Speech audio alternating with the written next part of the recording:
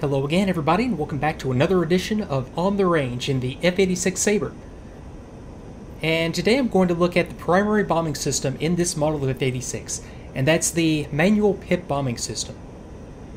Now this model of F-86 actually has three different systems that can be used. One is built right into the A4 sight, and it could give you a cue on when to release the bomb or automatically release a bomb based on when the sighting reticule disappears. And that system, while it could be fairly accurate, was a little bit dangerous for the pilots to use. And it specifically is prohibited, in fact, by the flight manual for bombs 500 pounds and greater like we're going to employ.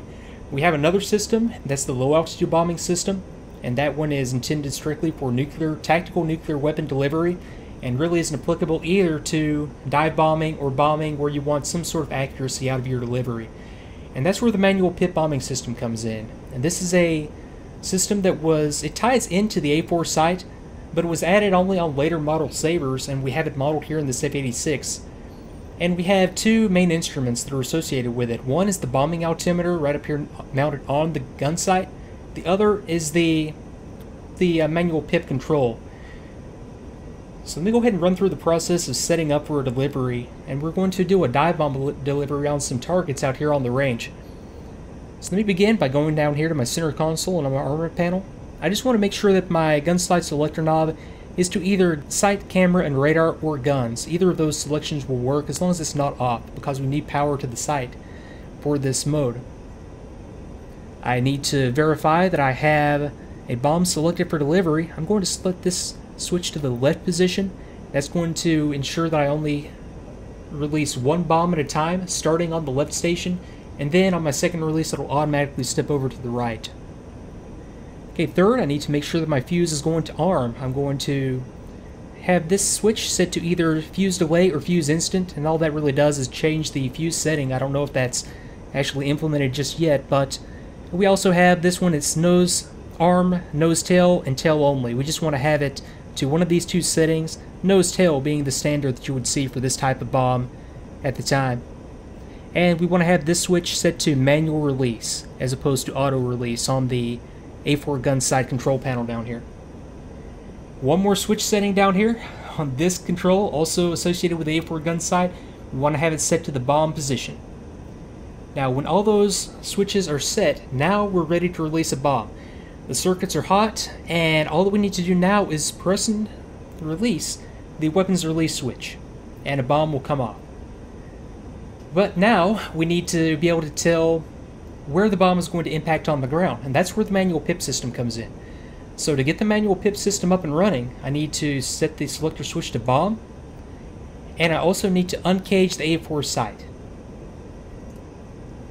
And now you can see that the sight on the A4 is uncaged, but it is still electrically caged and controlled by the manual Pip system. So for example, if I were to turn this dial, now you can see the reticule move up and down based on the position of this dial. And this dial is what is going to determine how accurate this delivery is, because all that's happening here is this dial controls the mil setting, or controls the position of the reticle in the sight, anywhere from 0 to 170 mils. So if you're familiar with this type of bombing, and any type of dive bombing that was done from the 50s to even as late as the early 90s, you're probably familiar with what I'm about to do, because using this system, I'm going to dial in a specific mil setting, dive on the target, and then I'll have some release perimeters that I'll want to hit when it comes to altitude, airspeed, and dive angle. Now this is where the manual Pip system really does help you out, because you have three little settings that you can have in place. It's going to give you release perimeters and give you a position to set the dial to ensure a hit. One is going to be set up assuming a 10,000 foot above target roll-in altitude at 305 knots, and then you use the dial to dial in a specific dive angle. Like for example, right now 50-degree dive angle is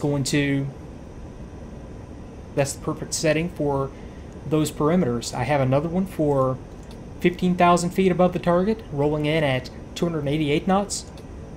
another for 20,000 feet above the target, rolling in at 270 knots.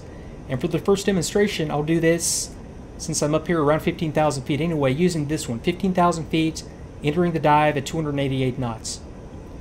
Now, let's go ahead and plan this out. I want to hit this target, so I need to know what dive angle that I'm going to come in from, and I also need to know the target altitude. So I know that that's right at sea level. So what I need to do is come up here to my bombing altimeter. I have this indexer right here, and I can rotate this knob, and I get this red dial that comes down. The intent is that you set the red dial to your target altitude, and that's just there as a visual reference for you, so that you can then set your indexer, and that's this controlled with this center dial, or center knob. Set the indexer to the release altitude that you gain over here on the manual pip control panel. So I want a 40-degree dive, so I want to release at a 3,400 foot altitude. So let me set my indexer to 3,400 feet, and you'll see as I'm on the dive how this is going to be significant. Okay, 34, 35, right there.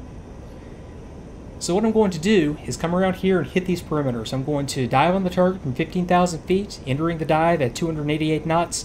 I'm going to then put my speed brakes out, roll in and dive on the target, and then I'm going to watch my altimeter as it comes down. As long as I am within those release perimeters and I have the reticule on the target, when this altimeter setting hits the indexer, I can be assured that the bomb is going to hit actually quite accurately if I do this correctly. Okay, so let me come on around and I'll set up and try to hit this as close to a 40-degree dive as possible at 15,000 feet. So let me go ahead and dive a little bit. And I want 288 knots, so let me pull my throttle in a little bit. And judging the dive angle, you know, we have indexers up here on the canopy, so that when I'm on the dive, I'm going to have this aligned with the horizon. Although I think primarily I'm going to be using my artificial horizon to gauge my dive angle, since those are kind of out of my peripheral vision. If we did have peripheral vision in the cockpit, that'd be perfect, though. Okay, so I'm going to gauge about a 40-degree dive angle. Assume that's when it's right about there on my canopy. Okay, so let's give this a shot. Speed brakes out, throttle idle, rolling in on the target. Okay, roll out. I'm just going to place the reticule just short of the target.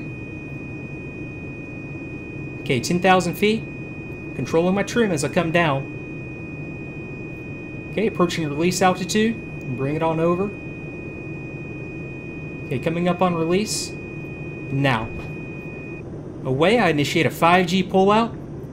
Pull in the speed brakes. Throttles up. Okay, that's not bad. That was just a little bit long, and that could have been because I released a little bit late.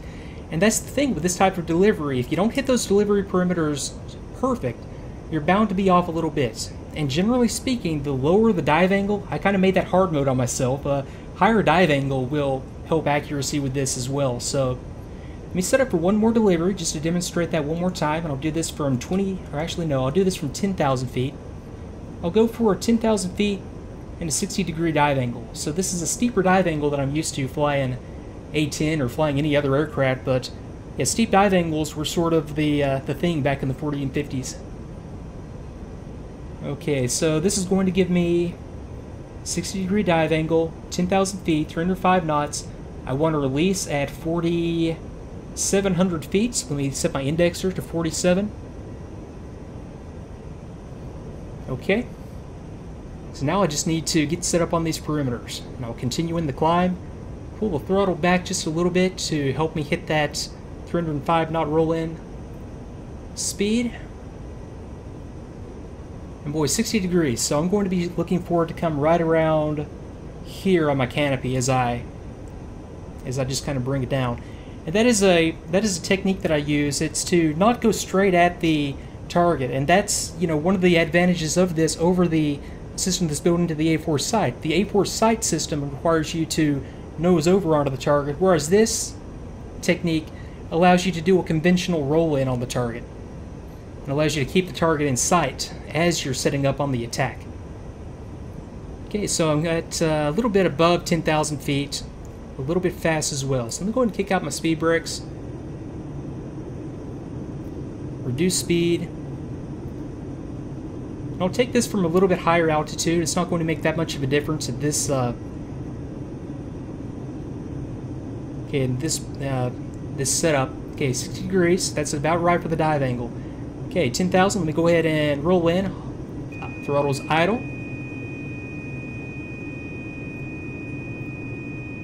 Okay, rolling out. Just tracking it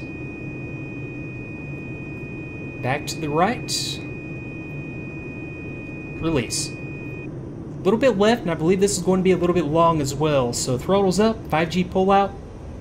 Okay, yeah, just a touch long, but I was able to make corrections as I go, and as you do more of this and practice more and more, you'll be able to tell where you are on the way down and be able to tell, like, in that case, I would know that I was a little bit shallow, and I knew that I was coming in and was having a little bit more trouble tracking than usual, and that I needed to just make a little bit of a correction, down a little bit, I think it was. But you get a feel for it after a lot of practice, and I think overall that is the most reliable, and that is the most accurate, and that is really the only system that you're going to be using in this aircraft realistically to employ weapons. So thanks again for watching. I hope you did learn something from this one and did enjoy the video. And if you are enjoying this series, please do consider subscribing to the channel, leaving a like, or leaving a comment in the comment section below. That does help me out a lot, and I will see you next time.